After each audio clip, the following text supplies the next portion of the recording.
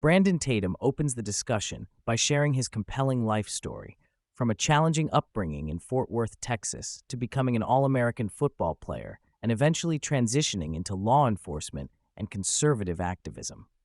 Raised between two contrasting family dynamics, his mother's side grappling with poverty and his father's self-made success from the projects, Tatum describes how sports and faith played pivotal roles in shaping his identity. His collegiate football career, although marked by little playing time and personal struggles, became a turning point that deepened his Christian belief and ultimately influenced his career shift. Despite his athletic prowess, Tatum did not achieve the professional football career he had dreamed of, facing setbacks, including a failed NFL draft and personal challenges during an NFL lockout period. This period of adversity led him toward policing, where he initially harbored resentment toward law enforcement due to early negative experiences, but gradually transformed his perspective. His time as a police officer, engaging directly with critical and often traumatic situations, reshaped his worldview and fueled his later political and ideological evolution. Tatum offers an insider's perspective on American law enforcement, highlighting the complexities and demands of police work that are largely misunderstood by the public. He emphasizes how policing involves constant risk, rapid decision-making, and frequent encounters with mental illness and domestic crises. His recounting of ride-alongs and street-level experiences showcases the emotional and physical toll police officers bear, contrasting sharply with common media portrayals. On the controversial topic of police defunding, Tatum warns against the dangerous consequences of reducing police budgets, which leads to demoralization, decline in proactive policing, and increased crime rates. He explains that defunding initiatives often fail to acknowledge the practical realities of public safety, recruitment challenges, and the ongoing sacrifices made by law enforcement officers. According to Tatum, cities that have seriously cut police funding risk becoming ungovernable as community trust erodes and criminal activity surges beyond control. Brandon delves into the fraught relationship between Black communities and police, acknowledging that while some real racism has existed and continues in isolated cases, much of the tension stems from cultural misunderstandings and generational trauma passed down from segregation and Jim Crow eras. He explains that many negative perceptions of policing in Black neighborhoods are fueled by inherited fears rather than direct personal experiences, arguing for a nuanced understanding of police-community interactions. He also addresses high-profile police shooting cases, such as Michael Brown and Eric Garner, where media narratives have often distorted the facts and fueled racial tensions. Tatum, drawing on his law enforcement expertise, challenges widely accepted misconceptions, asserting that many of these cases were misrepresented or investigated thoroughly, with officers cleared according to policy. He stresses the importance of patience and fact-based discourse, rather than succumbing to emotional or politically motivated narratives. Regarding the George Floyd tragedy, Tatum condemns the actions of the officer involved, Derek Chauvin, unequivocally criticizing the excessive and unlawful restraint that caused Floyd's death. However, he strongly disputes the widespread labeling of the incident as racially motivated, stating there is no concrete evidence supporting that claim. He insists the case should be seen for what it was, an example of egregious misconduct by a single bad cop rather than a systemic racial attack. Furthermore, Tatum highlights how the politicization of Floyd's death has led to an explosion of misinformation and has poisoned public discourse. He draws parallels to less publicized incidents, criticizing the selective outrage that often depends on racial and political angles. This selective framing, Tatum argues, perpetuates division rather than promoting honest dialogue or justice. Tatum reflects on the transformation of modern media and social platforms as a double-edged sword, capable of spreading important messages but equally susceptible to misinformation and conspiracies. He finds the proliferation of conspiracies surrounding Charlie Kirk's death particularly troubling, given his personal connection to Kirk and others at Turning Point USA. Tatum describes how some opportunists exploit tragic events for financial gain or political leverage, often employing anti-Semitic narratives that distort reality and harm reputations. Despite the prevalence of conspiracy content, Tatum maintains a measured stance, urging caution and reliance on verified facts. He warns that conspiracy-driven misinformation risks undermining justice, sowing discord, and prolonging grief for the families and communities affected. His reflections underscore the dangers of misinformation within the digital age's information ecosystem. Brandon passionately defends the legacy of Charlie Kirk, emphasizing Kirk's staunch Zionism and leadership within conservative youth movements. He recounts how Kirk faced pressures from donors and leadership that at times conflicted with his own values, illustrating the challenges inherent in large nonprofit conservative organizations reliant on external funding.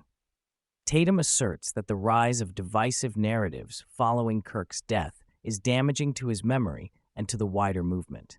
He expresses deep concern for those who worked closely with Kirk, especially the traumatized young people on his security and video teams, highlighting their vulnerability amid rampant public speculation and threats.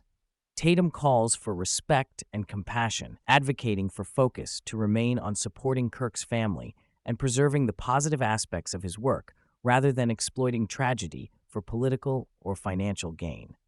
Tatum delves into his personal and professional relationship with Candace Owens, describing it as familial despite significant ideological disagreements, particularly over issues like Israel and the handling of Kirk's death. He paints Owens not as a caricature, but as a complex and stubborn individual with whom he has had long-standing friendship and collaboration, including their joint work on Blexit. Despite Owens' controversial public statements, especially regarding Israel and conspiracy theories linked to Kirk's death, Tatum regards her with empathy and hopes for reconciliation. He stresses the importance of preserving genuine relationships beyond political divides and expresses difficulty in navigating disagreements without fracturing bonds, an experience that many in polarized times may relate to. One of the more heated subjects in the conversation is the division within the conservative movement about Israel. Tatum shares his own journey from ignorance and indifference to passionate support after visiting Israel and witnessing its complexities firsthand. He details the brutal realities faced by Israel, particularly following the Hamas attack known as October 7th, which profoundly affected his stance and led him to vigorously counter anti-Israel conspiracy theories and false narratives. He criticizes fellow conservatives who now adopt an anti-Israel or equivocating position, calling it baffling and spiritually driven rather than rational. Tatum underscores the deep Judeo-Christian foundations binding the United States and Israel and stresses that Israel's strategic and moral significance extends beyond politics into religious and historical identity, a perspective he finds largely missing in contemporary discourse. Brandon is deeply critical of what he terms the woke right, a faction within conservatism that he argues has embraced conspiracies, anti-Semitic tropes, and ideological shifts that run counter to traditional conservative principles.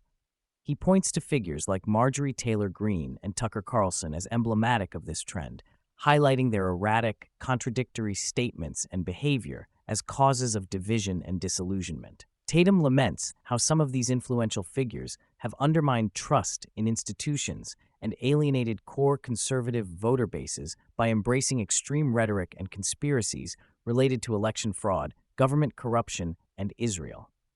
He warns that this undermines the movement's credibility and cohesiveness, potentially driving people away or empowering adversaries on both left and right. Tatum scrutinizes Tucker Carlson's recent political trajectory, questioning Carlson's sincerity given his private disparagements of Donald Trump and recent editorial choices that shift from earlier pro-Israel stances to more ambiguous or critical positions. He recounts an incident where Carlson lost his temper publicly and, coupled with revelations of substantial financial backing, suggests Carlson's motivations may be financial rather than principled.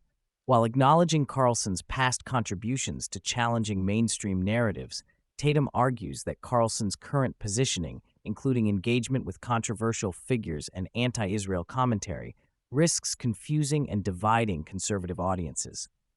He worries about Carlson's influence, particularly on younger conservatives who might adopt a more conspiratorial or anti-establishment mindset at the expense of reasoned engagement. In discussing broader distrust of government within conservative circles, Tatum reflects on the Jeffrey Epstein saga as a key example of the tension between rational skepticism and conspiratorial thinking. He recognizes that while some conspiracies have underlying issues worth investigating, many narratives become overblown or co-opted by unfounded anti-Semitic ideas and relentless speculation. He encourages more balanced examination, warning against turning firmly to hypothesis gods that distort reality and cause divisiveness.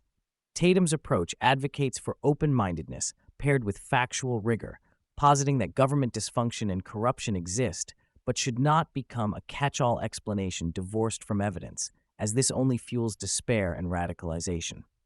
Throughout the conversation, Tatum returns repeatedly to the theme of spirituality as a fundamental lens to understand America's crises, emphasizing that political divides are ultimately manifestations of a deeper spiritual war.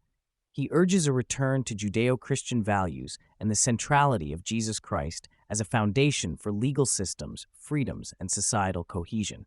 He reflects that secularization has eroded the moral fabric of the nation, contributing to divisions and cultural decay. Using Charlie Kirk's death as a spiritual inflection point, Tatum calls for renewed faith and revival as antidotes to the misinformation, polarization, and distrust engulfing the country. He believes that acknowledging and embracing this spiritual reality offers the clearest path toward healing and unity beyond ideological conflicts.